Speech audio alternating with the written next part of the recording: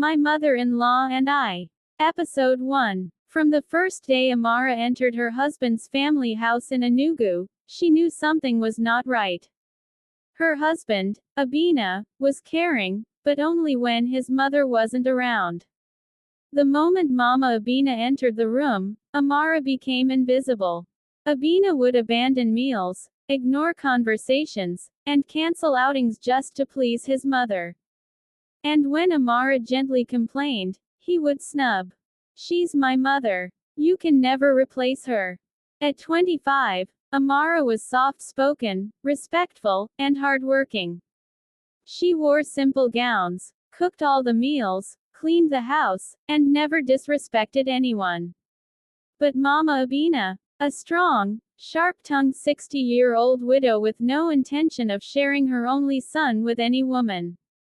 She called Amara, a stranger in this house. You think because you wear wedding gown, you now own my son. That boy is mine, she shouted one afternoon after Amara innocently asked Abina to fetch water for her when she was sick. Abina said nothing. He stood there like a child caught between two mothers, one from birth and one by marriage. At night, Amara cried into her pillow. She felt like a visitor in her own marriage. 1 year passed. No pregnancy. Mama Abina began to call her barren. And Abina, he kept quiet, like he always did. But on one fateful day, Mama Abina made a wicked demand, one that would break Amara's heart into pieces. It was a hot Thursday afternoon. Amara had just finished washing clothes when Mama Abina called her into the parlor with her usual cold voice. Sit down, she said without looking up from the wooden chair she always sat in like a queen. Amara sat gently, still in her wrapper, with soap stains on her fingers. Her heart beat faster. Whenever Mama Abina called her like this, trouble followed. I've been patient enough, Mama Abina began, her voice sharp like razor blade. 1 year and nothing to show. Not even a miscarriage. Amara swallowed hard. She had been praying for a child, crying silently every night, visiting hospitals secretly, even trying herbs. I didn't marry Abina a wife to decorate the house like curtain. I married him a woman who will give me grandchildren, Mama Abina continued. Amara's eyes welled with tears, but she said nothing. Then Mama Abina dropped the bomb. It's time for Abina to marry another wife. Amara looked up sharply. Ma, I said what I said. There's a girl I have in mind. Her name is Chiamaka. She's from my village. Her mother gave birth to twins 3 times. That's the kind of blood we need in this family. Amara's body went cold. But Ma, Abina and I. Mama Abina stood up and pointed a finger at her. Don't argue with me, you hear? You think your fine face and long eyelashes are enough to keep a man. My son is 33. We can't waste time. Just then, Abina walked into the compound, holding a bag of groceries. He walked in, saw them, and greeted, Good afternoon, Mama. Amara, how are you? Mama Abina smiled and collected the bag. My son, come and sit. We were just talking about something important. Abina sat beside her. Your wife is still empty. Let me find you another. That girl I told you about last year, Chiamaka, she's ready. Abina blinked. Mama, I said she's ready. And I'm not asking you. I'm telling you. You will marry her before December. Amara turned to her husband, expecting him to defend her, to stand up for their marriage, to say something. But Abina looked down and rubbed his head. Then, he said the worst thing Amara ever heard from his mouth. If Mama says so, maybe it's for the best. The world went silent. Amara's ears rang. Her vision blurred. Her heart broke into pieces. She stood up slowly, wiped her hands on her wrapper, and walked into the bedroom. She didn't cry. She didn't shout. She simply sat on the bed, holding her belly, whispering a quiet prayer. God, don't let me break. But Mama Abina wasn't done. The next day, she went to the village to bring Chiamaka. The day Chiamaka arrived, the entire compound changed. Mama Abina came back from the village in the evening, riding on an Okada with a young, light-skinned girl sitting behind her. She wore a tight red gown and a shiny gold scarf. Her lips were painted deep pink, and her eyes moved like someone ready for battle. "Welcome, my daughter," Mama Abina shouted with joy as they entered the compound. "Come inside. This house is now your house." Amara stood by the window, watching. Her heart pounded, but her face remained calm. Abina came out, shocked to see Chiamaka standing there. "Mama, you brought her?" he asked. "Yes, I did. You want a child, don't you?" "This girl's womb is a fountain," Mama Abina snapped. Abina looked at Amara, who had come out silently, standing behind the doorframe. Their eyes met, but he looked away quickly. Chiamaka smiled sweetly. "Good evening, sir," she said, pretending to be humble. Abina nodded and walked inside without a word. Amara stood still, feeling like a stranger in her own home. Mama Abina showed Chiamaka to the second room, the one Amara used to store her personal things. Within minutes, Chiamaka had unpacked her Ghana must-go bag and spread her wrapper on the bed. That night, Mama Abina made a guzi soup with pounded yam and gave Chiamaka the biggest meat in the pot. Amara was handed the smallest bowl.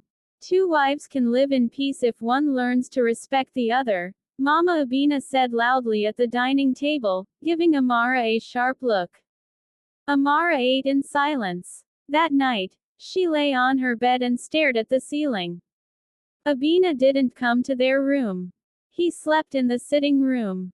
For days, the house was full of tension. Chiamaka wore revealing clothes and called Abina, "sweetheart," in front of Amara. She walked around the house like a queen, even though she was the new one. One afternoon, while Amara was cooking in the kitchen, Chiamaka came in. "Sister Amara," she said in a mock-sweet voice. "Mama said I should not touch water while you are here." "Oh. She said you're the elder wife, so you will do the house chores." "Me? I'm just here to give Mama grandchildren." Amara looked at her, then turned back to focus on the soup. She refused to reply. Chiamaka hissed and walked out. A few minutes later, Amara heard her laughing with Mama Abina on the veranda. "She thinks she's a queen because she came first. Let her keep cooking while I carry the crown," Chiamaka said. They both laughed. That night, Abina came into Amara's room. He sat on the edge of the bed, avoiding her eyes. "Amara, I'm sorry. It's not what I wanted." Amara sat up slowly. "Then why did you allow it?" Abina rubbed his head. "Mama said." Amara interrupted, her voice calm but firm. "Mama said. Mama said. Is Mama your wife?" Abina had no answer. "Since she brought your second wife, let her also run your marriage," Amara said, and turned away. Abina sat there in silence for a long time, then stood and left. But that night, something strange happened. Amara had a dream. In the dream, a woman dressed in white stood beside her bed. The woman had no face, but her voice was strong. "You are not barren. Your time is near. But first, the storm must come." Amara woke up sweating. The next day, her period didn't come. For the first time in 3 years, Amara missed her period. She didn't want to raise her hopes, so she waited 3 more days. Still nothing. She began to feel dizzy in the mornings. Her breasts were sore. Her body felt different. Could it be? On the 5th day, she went to the small chemist at the junction and bought a pregnancy test kit. She waited until midnight, when the whole house was silent. She locked herself in the bathroom with shaking hands. She followed the instructions carefully.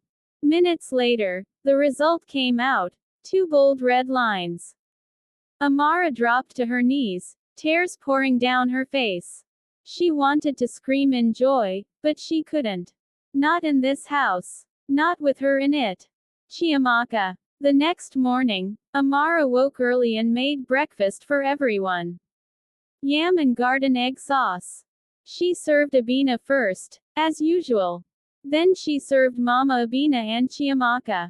They all sat to eat while Amara quietly ate her own food in the kitchen. Suddenly, Chiamaka started coughing violently. Abina jumped up. What's wrong? Water. Chiamaka cried, clutching her neck. Mama Abina rushed to get water. Chiamaka drank it and slowly calmed down. Mama, there's something in the food, she whispered. Mama Abina turned sharply. Amara, what did you put in the sauce? Amara came out, shocked. What are you saying, Mama? You want to kill her? You poisoned her food. You jealous witch. Mama, I ate the same food. Everybody did, Abina said. But Mama Abina didn't want to hear it. She snatched the plate from the table and threw it at Amara.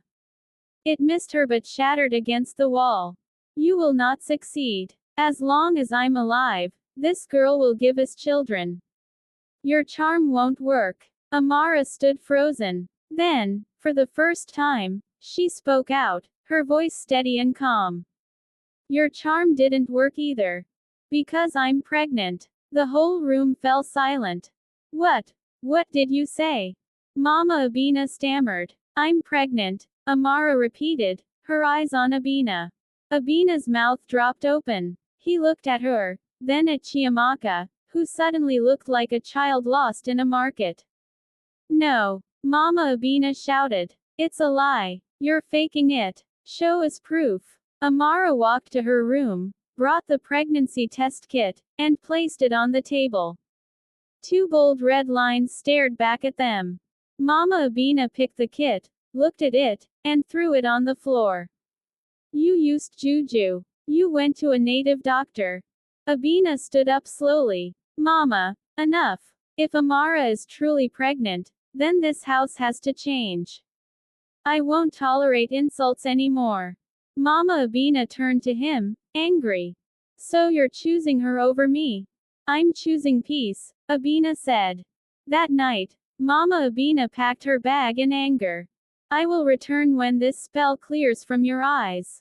Chiamaka sat on the bed, silent, her confidence shattered. She was no longer the chosen one. For the first time in months, Abina came to Amara's room and lay beside her. But peace didn't last long. The next morning, Chiamaka was gone. She had packed her bags and disappeared without telling anyone.